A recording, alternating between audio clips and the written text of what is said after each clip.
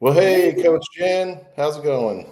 hey, Todd. Happy Facebook Wednesday. How are you? Absolutely. I'm doing great. I'm doing great. Just staying dry today. A lot of weather been happening. How about you? I am looking out at it's pretty springy. It's nice and cool here. I'm in central Iowa, right in the middle of everything and nothing.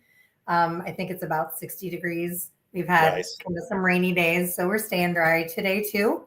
Super happy Nice. to be hosting today with you. You're one of my favorite people on the planet, so I'm super excited Game. that we get to do this together.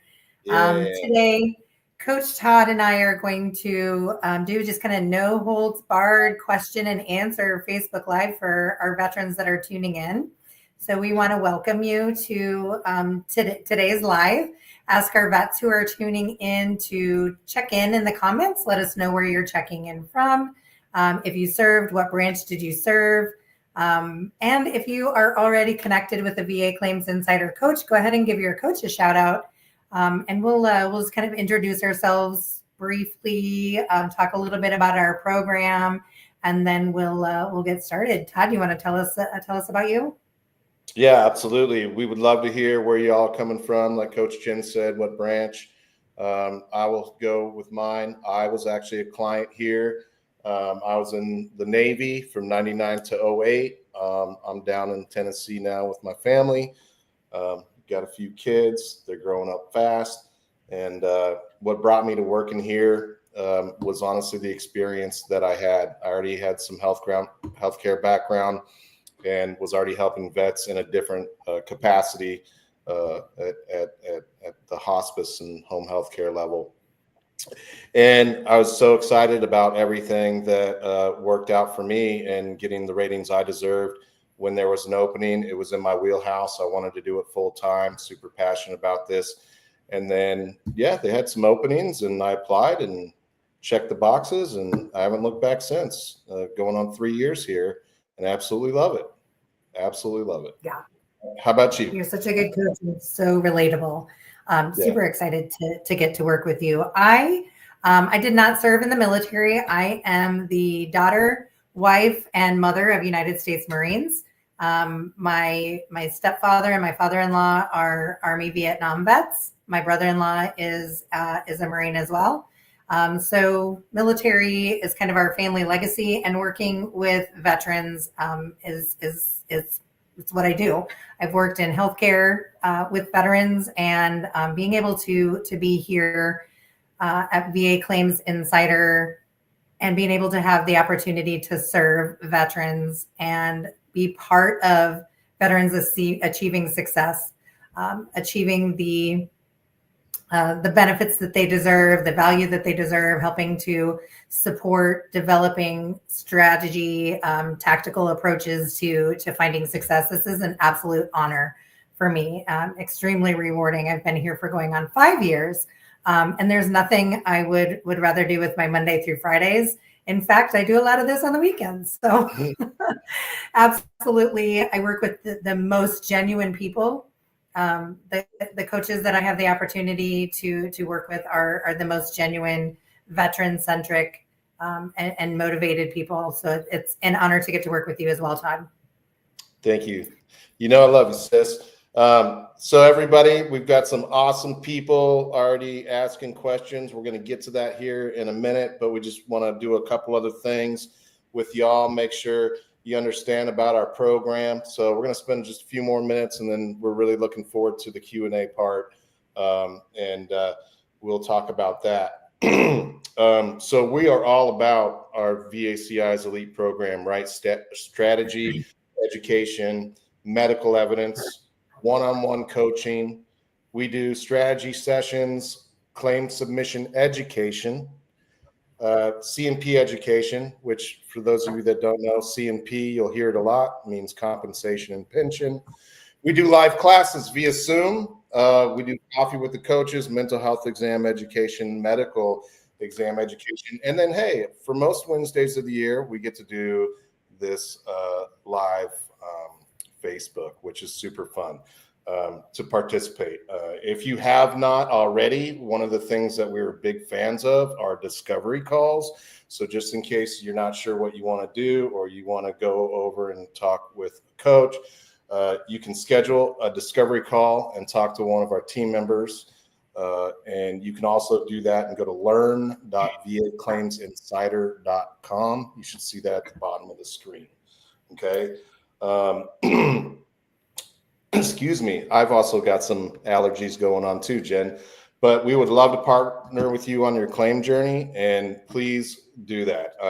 You got nothing to lose. Hopefully only things to gain. All right. Things to gain.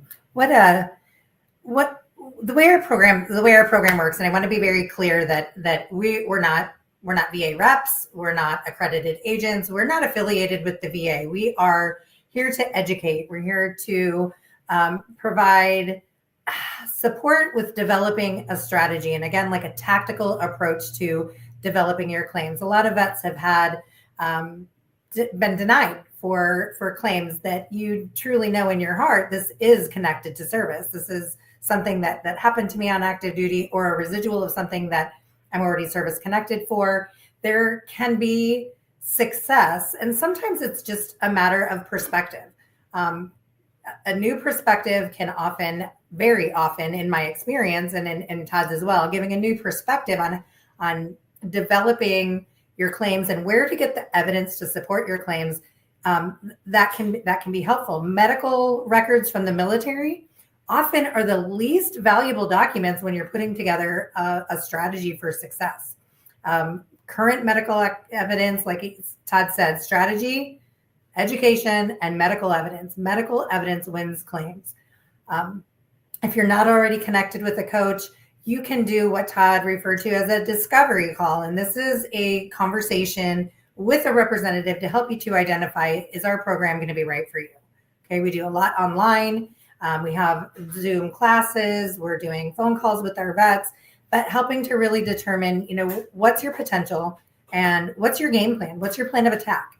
And then keeping you accountable. Okay, so there's going to be steps. There's going to be homework, action items, and we're going to keep you accountable, stay in contact, and keep nudging you along.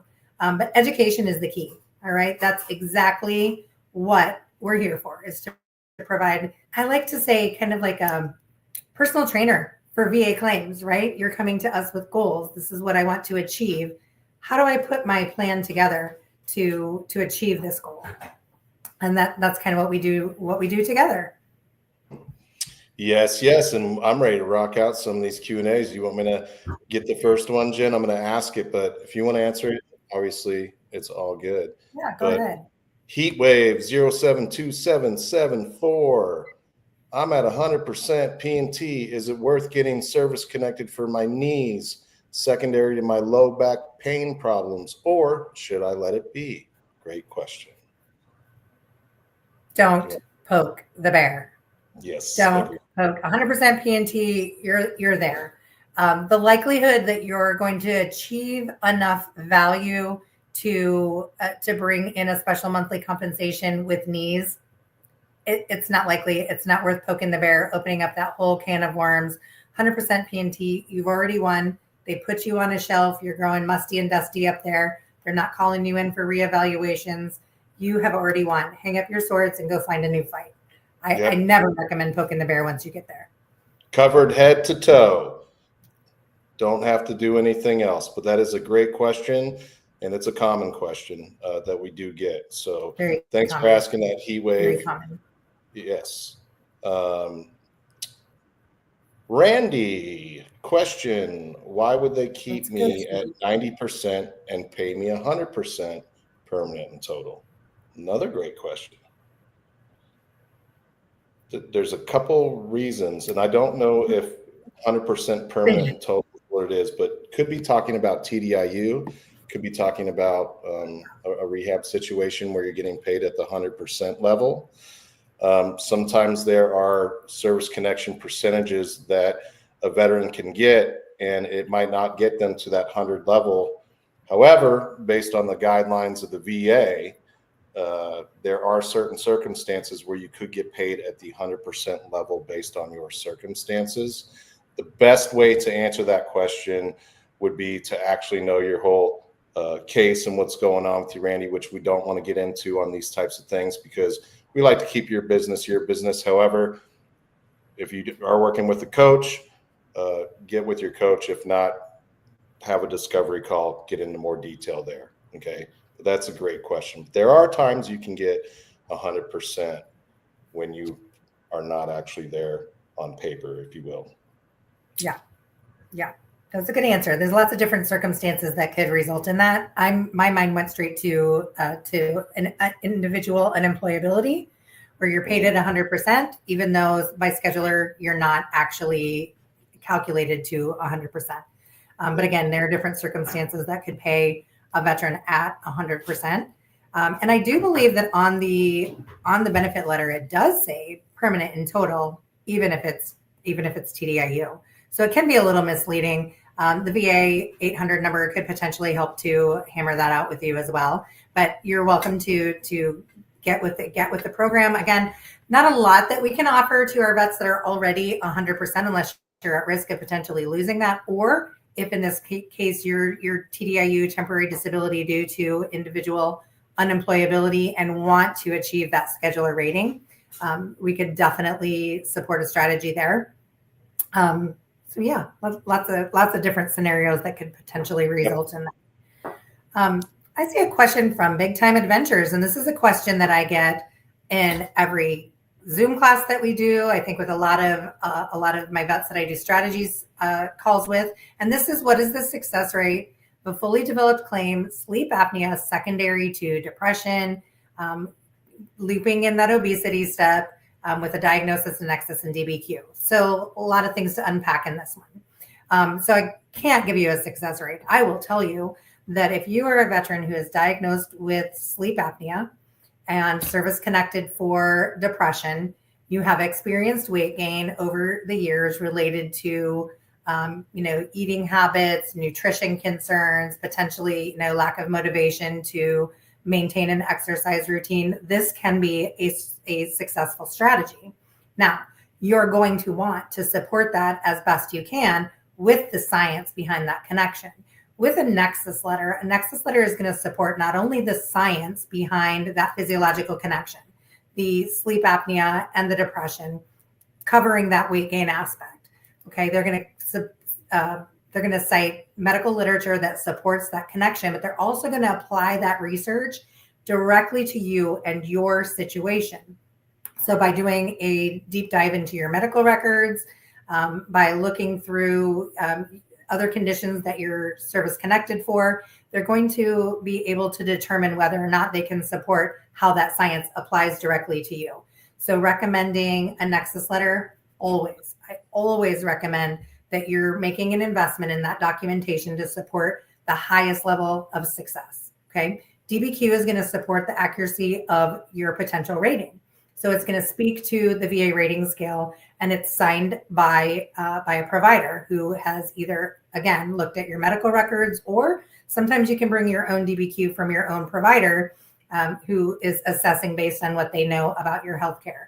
But success rate, I will tell you that sleep apnea is the redheaded stepchild of the VA. They don't like to rate it. They don't like to approve it. They're going to push back. But when you're going into these claims and you're supporting with the science and that professional medical opinion, if you can get that, then that's how you want to support your claim for the best likelihood of success. We see success on a daily basis with this strategy right here, supported by Nexus and DBQ.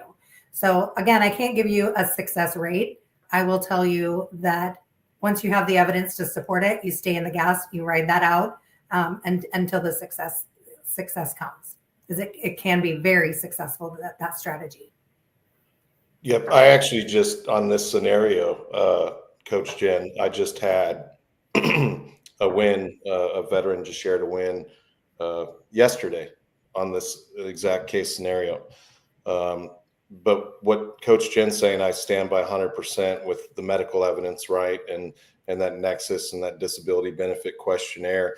Another thing that's really great about types of questions like these, my coach hat just goes right on. And there's other things for sleep apnea that you could also connect secondary other than this scenario right here. Some other common ones that we see are, your service connected for something respiratory, or perhaps GERD, certain things that can cause sleep apnea scientifically that I've seen. Obviously, we're not doctors, so that's why going and getting that medical evidence is so important. But there are common things that we see that are service connected on top of this scenario here.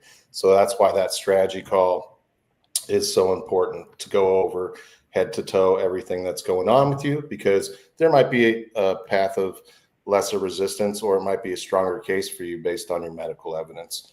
Okay. Here's one that I think is a great question by Jonathan Doyer. Have you ever heard of the VA automatically requesting an increase for a zero-rated service-connected TBI, which is a traumatic brain injury? Oh, have I ever heard of the VA automatically requesting an increase? I would think this may be, so when you have service-connected conditions, they are listed as could potentially get better or not likely to get better. And TBI, this could not be for you at 0%. It could be not rated 0%, considered static, or not considered, this is your good to go rating, right? So at 0%, if it's been about 5 years or so since you achieved this rating, this could be what's called a routine feature exam. And many conditions that are not considered to be static have the potential to get better or get worse. The VA will automatically just call for that reevaluation. Sometimes it's, typically it's a 5-year window, and it's called a routine feature exam, where they're looking to reevaluate this just automatically. Has potential to get better or has potential to get worse. And they're just bookmarking a date right there when they rate you that we're going to call you up and reevaluate this at another time. As far as an automatic, that's where my head goes, is that this is probably a routine feature exam based on your initial rating. That's good. I've also, just to add to that, Coach Jen, I've seen on some of the TBI, either the reevaluations or, initially, sometimes I do see a 0% rating for TBI, but then there's residuals, those residuals because of the TBI. I, have migraines or something else. And I've seen someone go in for a TBI and they come out with multiple ratings. Not for sure guaranteed, but I've seen it more times in that situation than I have in others. Because sometimes you'll go in for one thing and they'll go, well, I'll put it in there, but you got to come back. Well, the TBIs I've seen evolve a little bit.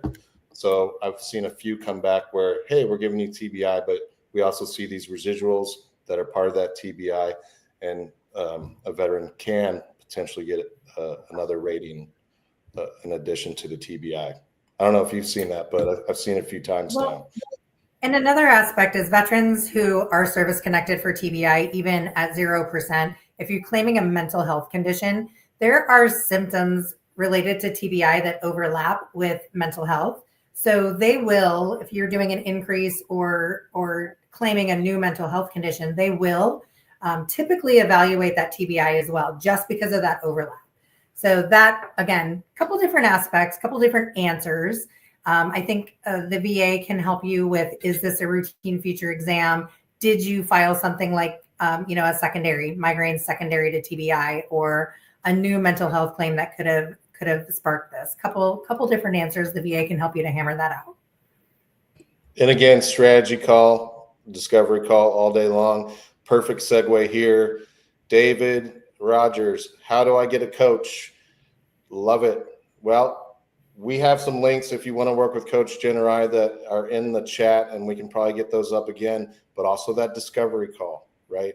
And you can get a hold of one of our team members by doing a discovery call and contacting us at VA Claims Insider. And again, I believe that is learn.vaclaimsinsider.com. And we would love to speak with you, David. Thank you. Absolutely. And I'll do this next one, Jen. I'll read this. Question. How do I... Oh, I'm sorry. Would you let me talk? It was a delay. Sorry. You know I didn't mean to. So I was going to say Kevin. Yep. Currently 70% P&T and 100% TDIU since 2003. I was in the Persian Gulf during Desert Storm. I have not done anything with the PACT Act, but was diagnosed in 2014 with chronic lymphocytic leukemia. One doctor said CLL is not covered under the PACT Act, but the PACT Act states that lymphoma of any type is a presumptive, and I've also seen that chronic lymphocytic leukemia, CLL, and the small lymphocytic lymphoma, SLL, are the same disease per the National Cancer Institute. Should I bother or not? And then you got cut off there. Great question.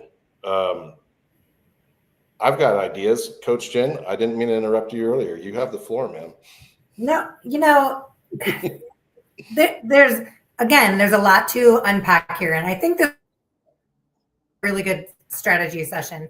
If you're 100% for over 20 years and you want to try and shoot for 100% scheduler, where you're not underneath the income guidelines for unemployability, there's definitely a strategy there. The lymphoma of any type is a presumptive, and that's correct, related to the PAC Act. I would make sure the lymphocytic leukemia does fall underneath that criteria. And if it's active, so if cancer is active, there is potential for 100%. So again, you have to kind of weigh the options, whether or not you're 100% TDIU, if you want to be 100% scheduler, if that matters to you because of that income. And, is there potential if you do go 100% scheduler for additional special monthly compensation? So really talking out the big picture and looking at a strategy to see if, what's going to be the better benefit for you. And this is, a lot of these issues are just come down to the individual. What does the veterans need? What's the best scenario? And again, just like you said, should I bother or not? If you're already good to go at 100% on TDIU, then there may not be a reason to get back into the fight. You are covered for your health care. So the VA is going to be taking care of the conditions that you're dealing with on their dime. And I mean, that's a significant benefit that you already have as well. So a lot to unpack. Definitely something you could get some support and kind of chew on with a coach. But one of those individual things that really needs to be hammered out kind of offline. Yep.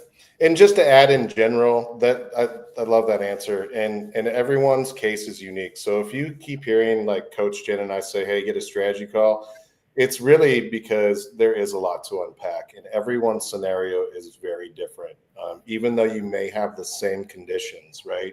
So like one of the questions that we have is, well, I just had it. I have a supplemental claim. Who was it? I'm not sure. It's LIANE, Carmi. I have a supplemental claim in progress and another set of new claims, one of which is secondary to one of the supplemental claims in progress. Should I wait to file that secondary claim? So this is another perfect segue because everyone's case is unique. Coach Jen and I might have the exact same situations going on, but I might have something service connected that I can get secondary to, and she still may be waiting on a claim that she's working, just as a scenario. If that claim is something that you need that makes sense for your strategy in order to get the secondary claim on, then in that case, it might make sense to wait, right? But again, we're going to go back to, we don't want to get in the way of your coaches and your strategy. But in general, you want to get something service connected that's primary first if your secondary is relying on that primary one for the secondary claim to go through. Yeah, 100%. Yep. You want that primary to be connected before it can connect, that secondary can connect. Yep. Absolutely. Otherwise, they'll consider it as a direct. And there's a good chance, good good chance of denial if there's not a link, if there's not a connection. So that is a good opportunity to kind of talk about the Kaluza triangle.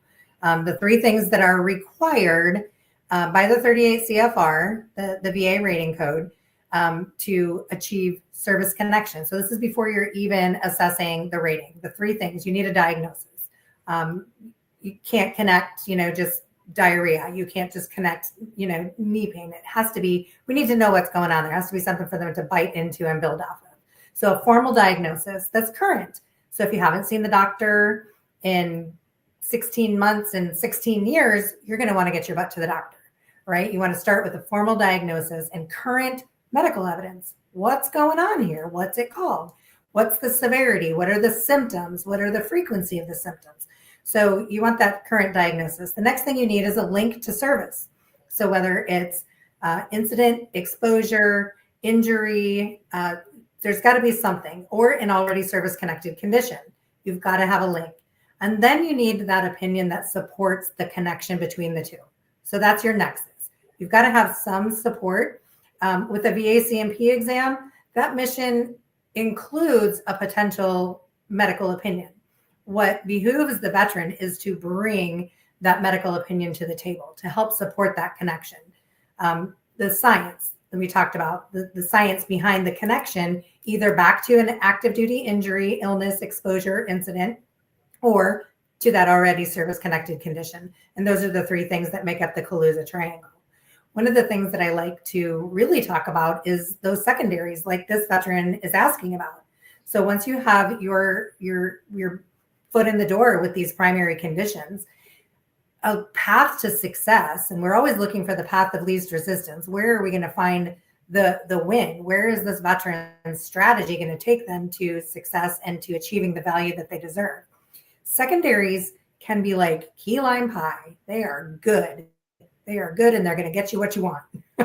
So developing a secondary and bringing that nexus, you're working in a lot of vets that served in the military in the 80s, the 90s, the early 2000s. We're looking at decades since service. And that connection is going to be a lot more resistant than working in real time and developing those secondaries that right now today are being contributed to by or caused by your already service-connected conditions. That moves us into that higher likelihood of success. And a lot of these are exceptionally high value. So not only the path of least resistance, but high value, looking at that as low-hanging fruit. So just kind of wanted to build the long way, build on that secondary aspect that Leanne was asking about. Awesome. Thank you, Coach Jen. Man, a lot of P&T questions today and TDIU. I love it. Sherman Barker, can you get P&T, which is permanent and total, with static conditions under 100%? Permanent and total will be assessed at 100%. You can't be permanent and total unless you are 100% service connected. Your under 100% conditions can be static. They won't be called for routine future exams, but P&T is a designation that comes permanent, and total is a designation that comes with 100% when all of your service connected conditions are considered to be static. So it's twofold. All of your conditions are static and you're 100%. That's when permanent and total comes. Exactly. And then not to be confused again with where you can get, paid at the 100% when you're doing like disability unemployment, right? TDIU, right? Mm-hmm. Right. Tim Karas, I'm at 90% trying to get 100%. Can you help? Absolutely. Our link is on there. Get on a discovery call, or if you want to sign up and talk to one of our team members and get your strategy going, we're ready for you. We can get you going. I love my 90% vets are often, so just as a blanket statement, not every veteran is appropriate for 100%. 70%, 80%, 40%. You need to develop and achieve what you deserve. But a lot of my 90% vets are so much closer than they think they are. We're again starting out with a strategy call. We're going to look at what is the combined ratings. What does that equal in? Are there some conditions that maybe have gotten worse? Maybe you were underrated initially. looking at that secondary aspect, bringing in the potential for PAC Act claims, lots of different aspects to consider when you're at 90%. A lot of my vets are so much closer than they think they are. And, getting over that threshold is easier. And I always tell in my calls, when I say easy, I'm always using air quotes. I don't ever mean easy, but we want to make it as simple as possible. It's so easy to overthink and to go down rabbit holes with VA claims and the VA claim processes. So we want to make it as easy as possible, taking the paths of least resistance, and 90% vets often are closer than they think. So definitely that discovery call can get you connected with a coach and a program coordinator, and then you and your coaching team can try to put together a game plan to go get it. I want to jump on Felix, and again, I'm huge. Strategy is key. Strategy is key. So I want to jump on Felix's Persian Gulf vet question. Can I service connect headaches and migraines with multiple buddy letters and a current diagnosis through the PAC Act? In my experience and in my perspective, being able to prove that the headaches and migraines that you had when you were on active duty during the Persian Gulf is going to be being able to prove that those headaches are caused by the exact same conditions that are causing your headaches now is going to be very difficult. You are in different conditions. You are under different types of stress. You are in different regions of the world that could have contributed to the headaches that you had at that time. The headaches that you're having now in 2025 could have an entirely different etiology. They could be caused by a lot of different health issues, again, different region, but being strategic and looking maybe at the PAC Act, do you have sinus issues? Do you have allergy issues? Do those potentially contribute to migraines? There's always a lot to unpack, and using a strategy to determine what is the best way to achieve success with migraines, which is a high value rating. Veterans who have 1 to 2 headaches a month that lay them down can achieve a 30% rating when they come about it from the right aspect. So again, a couple different ways for you to consider a link to your headaches. I've seen a lot of resistance with direct connections, and a lot of that is that etiology. What was causing the migraines 30 years ago? What's potentially causing them now? And can we prove that it's the same thing? So that's kind of what you're up against. But a strategy could make it easy to achieve a headaches claim for a veteran who served, in the 90s. Yeah, I think that's a great answer. We're getting so many great questions here, Coach Jen. It's kind of hard to keep up. We hope we can get to everybody here, but this is fun. Hope this is helpful for you guys. I have a good one that I just saw, and it is from, Felix. So I was looking at Felix. It was a question about how some people get an invite by Chuck on TDIU. Chuck says, can you shed some light on the logic behind the fact that some veterans who meet TDIU criteria get an invite, quote unquote invite to apply, and some don't? Well, TDUI means total disability based on individual unemployability, okay? There are certain criteria that you have to meet to qualify just to apply for TDIU. One of those is you have to be at least at 60%, a combined rating of 70 with at least one of those at 40%. Okay, so if you automatically meet that criteria, a lot of times veterans will get that extra note in their claim decision letter with that application. I hope that answers your question, Chuck. If not, we would have to look a little deeper on that, okay? But in general, that's why and what I see. Would you agree with that, Coach Jen? Yeah. Yep. And, and on paper, when they send that invite, on paper, somebody recognized that you have a current rating that meets the on paper criteria. You still have to prove through evaluations and medical evidence that you are unemployable, that you based on your disabilities, you cannot work. Not just I cannot work in the industry that I've worked in for all these years, but you're not able to hold down a job because of your disabilities. So even though they're asking you, saying that on paper you might meet this criteria, they're not saying, oh, hey, you should totally apply, and here's, on the aside. That's not really what they're doing. They're just letting you know that on paper you could meet the criteria. Here's something for you to consider.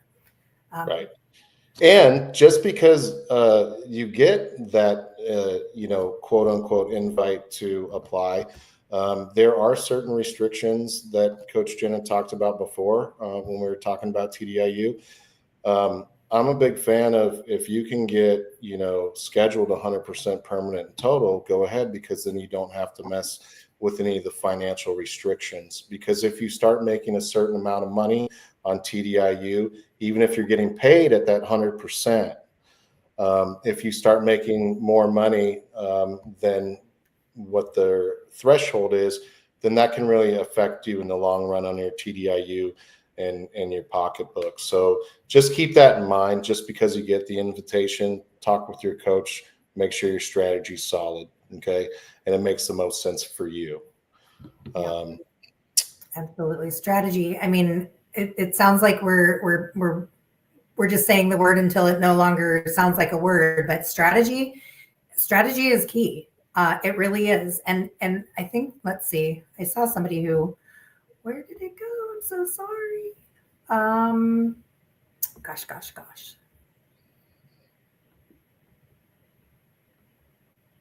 I'm so sorry. I did have a good question, but there's so many questions. I got lost on it. Let's see. Okay. Well, I do want to give Tom a shout out.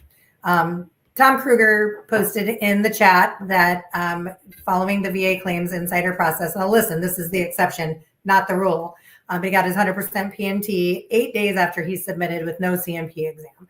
Okay, again, this is not the rule. This is an exceptional outcome. But a lot of times, again, as an exception, a lot of times the VA will accept an IMO, Nexus, DBQ as acceptable clinical evidence, and they won't call a veteran for a CMP exam. They can assess the service connection. They can assess an accurate rating just based off of the medical evidence if you develop your claim right. So this is something that, usually at the beginning of the year, I see a lot of ACE wins kind of between Thanksgiving and maybe the first of the year. Sometimes at the end of the fiscal year, we'll see a lot of ACE wins.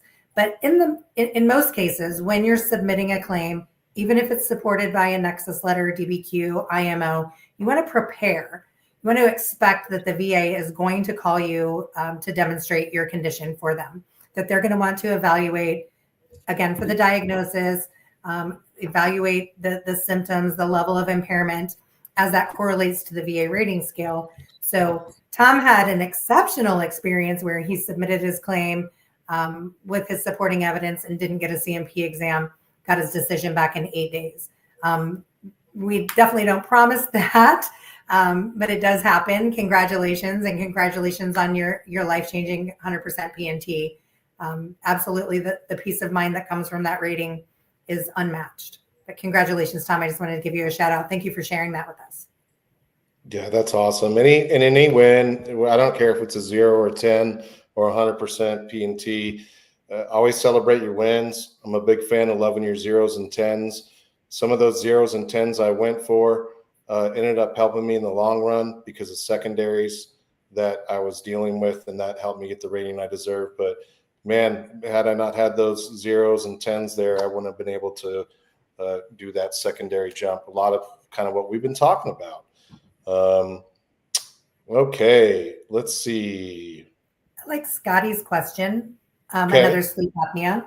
One thing I want to kind of state going into the sleep apnea is I know a lot of you are kind of tracking along with us the potential changes to the VA rating scale, and sleep apnea is one of them that is potentially going to change the way it rates. And what is potentially a high value 30 to 50% rating on average for our veterans is going to potentially diminish significantly with these changes. So for veterans who would normally, we've kind of put sleep apnea at kind of the bottom of our strategy tiers. And I think we're moving them up now because of this potential change. And just kind of moving it up as not a sense of urgency. I don't want to rush into, I don't want my vets to rush into claims for conditions that are not well developed. But sleep apnea, we're doing, I think, a lot more coaching on sleep apnea right now, higher up in the strategy than we used to. But sleep apnea denied secondary to sinusitis, rhinitis, and anxiety with Nexus and a favorable CMP. The decision narrative stated in their opinion, it was caused by obesity.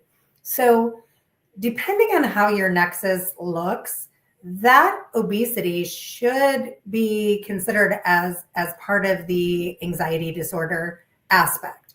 A lot of times with the Nexus letters that we're seeing that the mental health aspect is contributing to that weight gain. So if this was a decision that came back recently and the Nexus does support that anxiety aspect, obviously the mechanicals, the inflammatory, respiratory, that should already be considered as well. And that's kind of the way you claimed it. But the anxiety should be in your documentation that contributing factor to the obesity. So you can ask for a second look. So I don't think we've talked yet about a higher level review in this session, but for a denied condition, you can ask the VA to do a higher level review, which is essentially a second look at the decision and the evidence. And you can have the opportunity to get on the phone with the individual who is reviewing it to say, hey, I feel like the evidence I submitted was misinterpreted, not given the probative value that it deserves, but my evidence already supports the science behind these connections, and maybe it just needs a second look or a deeper dive, a more thorough review. So that's where a higher level review comes in. And that is, again, a second look at the decision and the evidence, because you kind of dispute the denial. So Scotty, if you haven't already done that, that may be an option for you. So if again, familiarize yourself with an HLR, higher level review, join the program, get some coaching, and kind of get another potential perspective on that decision. It's perfect. Here's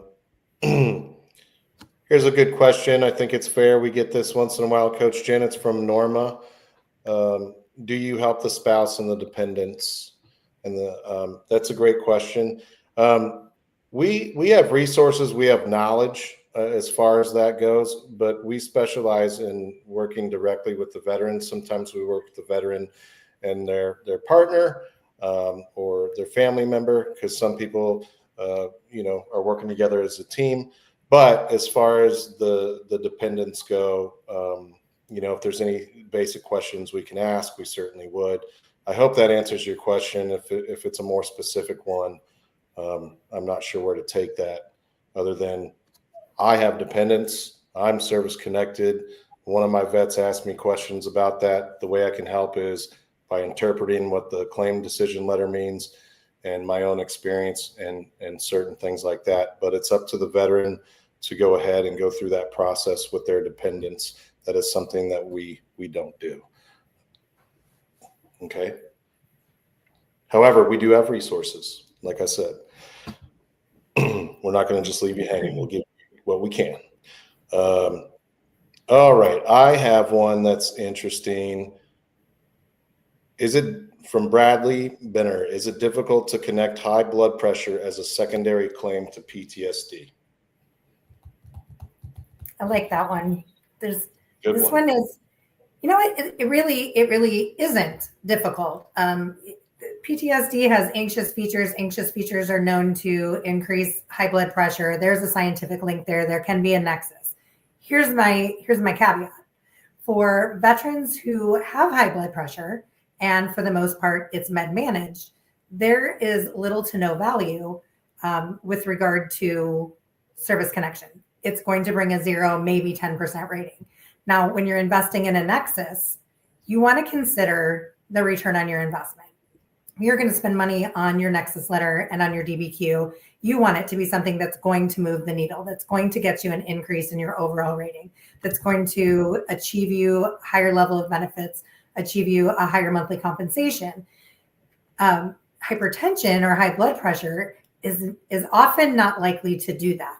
So again, I kind of defer back to the mission with your disability is to achieve value, to focus on high value claims that have a high likelihood of success. Using your benefits to take care of these health issues, absolutely, by all means, make sure that you're getting the health care for these issues that you know are likely to be connected to your service, but either not going to bring you value or going to be super resistant to success. Another aspect for some of my vets strategically, if the strategy is capping out at a potential for 70, 80, even 90%, there may be value in service connecting your hypertension as a hyphen. Okay, so if you're service connected at 0% for hypertension and later in life you develop AFib or bradycardia or heart disease or have a stroke, that hypertension that you have proactively service connected could be your strategy to achieve more value later down the line. So that there's just a couple different perspectives on hypertension. I have vets who come to me every day. I need to service connect my hypertension. Do you though? If it's going to bring you a 0% rating, let's look at a different perspective. Let's look at something that's going to bring you compensable value. So that was a really good question, Bradley. I appreciate the opportunity to address it. Yep, that's awesome. Here's one from Raul and Ruby. I've been denied for back pain and knee. Is there anything I can do? 100%. Do a discovery call. Upload that decision letter. And let's break it down. Let's look at see if you got a strategy there. Yeah. A lot of times, veterans look at that claim decision letter and they see that first page and it shows what you applied for and it's denied. And then you put it down.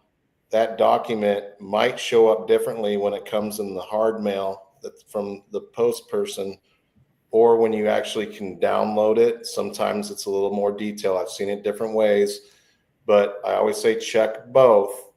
And if you go down further into your claim decision letter, you're going to see the decision. You're going to see all the evidence that they looked at, and you are going to see the reasons for decision, whether they are unfavorable or favorable findings. That is a treasure map for every veteran to start at, in my opinion, as part of that strategy call. That's why I think that uploading your claim decision letters and any other documents you can, it's not required to have everything in before that discovery call. Just keep in mind, the more you can get in there, the more efficient your phone call could be when you have that inquiry, okay? But absolutely, there could be something you could do, but that would be the first thing I would want to look at and see what your story is and what's going on with you. And then what are we going to go back to that Kaluza triangle like Coach Jim was saying, you know, that diagnosis and that nexus, everything that you need in order to have a fully developed claim for it to go through. It could be one little thing you're missing and no big deal. It could be a couple steps. All right. Yeah, let me throw another perspective in here. I have a lot, you know, and I think we all do, a lot of vets who come to us with previously denied musculoskeletal orthopedic conditions. These can be very resistant to success. And I bring in kind of the VA and military perspective to, excuse me, maybe there are not service treatment records to show that you had an injury or a complaint on active duty, or maybe there are, but it's been a decade or more since this was documented, and now you're filing this claim. You were taught to suck it up at 17, 18 years old. They told you got this, it doesn't hurt, power through, and you've done that. You have done that, but now, you know, jumped out of airplanes, jumped out, you know, rucked, you carried gear that was hundreds of pounds, and you did this for a long time. The military and the VA's perspective is, you know, you were PTing. We kept you healthy. We kept you strong. You were built to be able to do this. And 10 years later, you've been out of the military for 10 years. What else could have happened for 10, 15, 22 years that could have potentially led to this injury? and they're putting the onus on you to prove it. You need to prove that the knee issue or the back issue that you're claiming is at least as likely as not, so a 50% or greater likelihood, caused by or contributed to by the active duty injury that you reported, or by the physicality of your MOS, even though you didn't complain on active duty at all. These can be very, very resistant to success, which is why you want to be open to perspective and strategy. We serve veterans every day who come in with bad knees, bad backs, bad ankles, bad shoulders, bad necks, that are not going to achieve success with these conditions, but still achieve significant value and even 100% without ever having to touch these orthopedic and musculoskeletal conditions that can be very resistant. So just kind of want to flip the perspective a little bit. Expectation setting and really understanding the process is important so that you know that being strategic and putting together a tactical approach to developing your VA claims and really kind of understanding what the VA's perspective is. What's the VA and military's perspective on what you're asking of them, so that you can get ahead of that and develop a claim that's going to bring you a high likelihood of success. Absolutely. Let's see. We have about 8 minutes left. We'll try and get There's so many questions. I love these. I know. Yep. I don't know if we're going to hit them all, but we're going to do our best.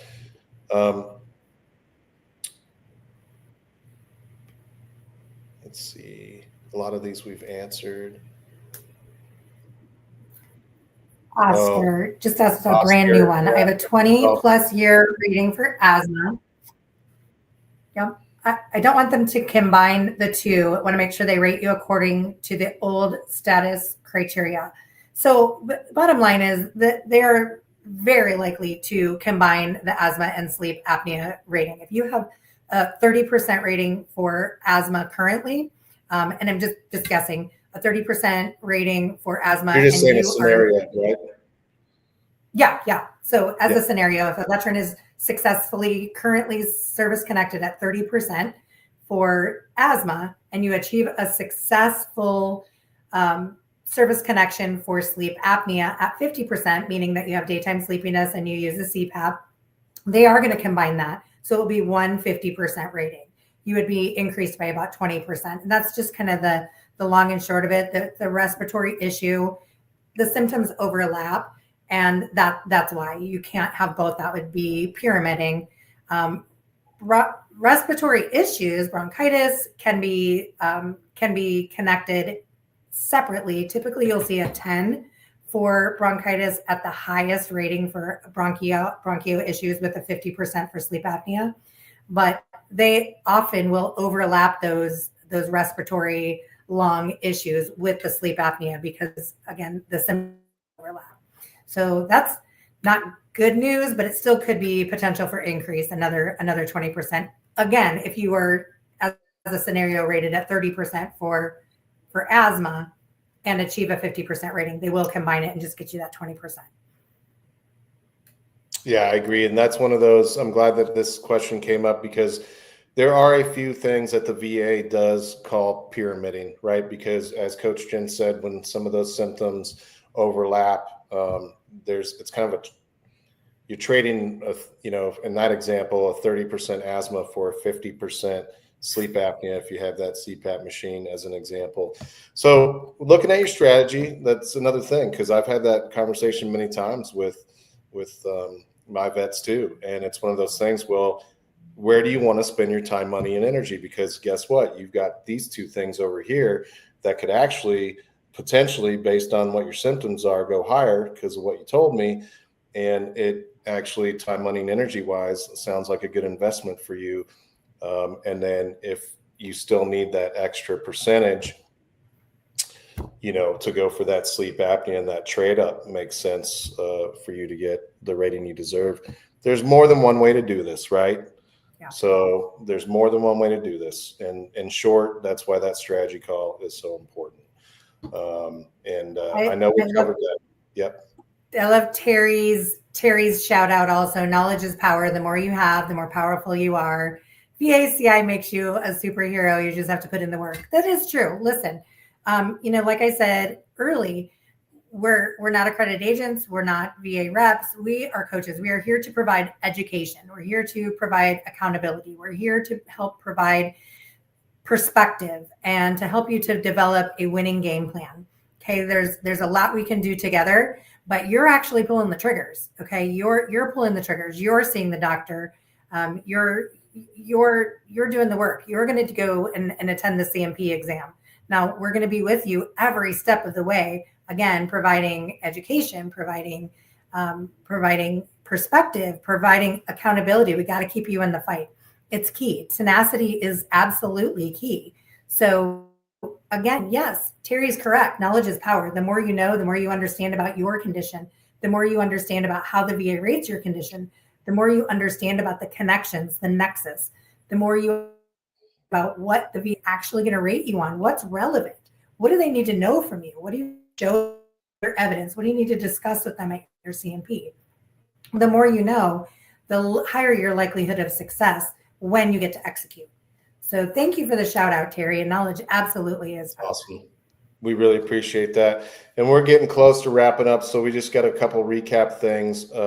We love all the questions. We know we didn't get to everyone, but we just want to remind you, remember, we talked about strategy, education, medical evidence at the beginning. Those are really important things. We do the one-on-one coaching. We do strategy sessions, claim submission education, CNP education, live classes via Zoom, our coffee with the coaches, which is more informal, but really, really great place for camaraderie and to ask basic questions. Mental health and CNP exam educations. We do elite member Q&As. We do medical exam educations. It's in your resources if you're a member, or you can order the hard copy as well. Brian Reese, our founder, he has a new book. It's called VA Claims Secrets. You can get that on Amazon.com, and he has a revised version that's out. It's fantastic. I recommend everyone have it. Breaks down federal and state benefits. So want to learn more? Schedule that discovery call. We do have our links for Coach Jen and I if you want to work directly with either of us. All our coaches are great, but if you feel a connection there, we want to make sure you're in a good fit. You're going to go to learn.vaclaiminsider.com. And please, we'd love to partner with you and what you're doing with the VA. And I hope you guys all have a wonderful, wonderful day. And I don't know if you wanted to add anything, Coach Jen, but I just wanted to say you guys didn't and ladies didn't have to be here. You could have been anywhere today, but you chose to be here. So thank you for spending your precious time with us. Thank you so much. Those of you that didn't get your questions answered, we will be going back after our live to make sure that all of the questions that are in the chat get an answer. Tune in. You know, we're here Wednesdays. We're always taking questions. We've got some great topics. I think we're doing a lot more of these open, no holds barred Q&As. And we got to cover a lot of information. And I really appreciate too that all of you shared your time with us today to get educated, to ask your questions, and to increase your likelihood of success with the VA. So go get it. Go get it. Have a great day, everyone. Hope to speak with you. Take care.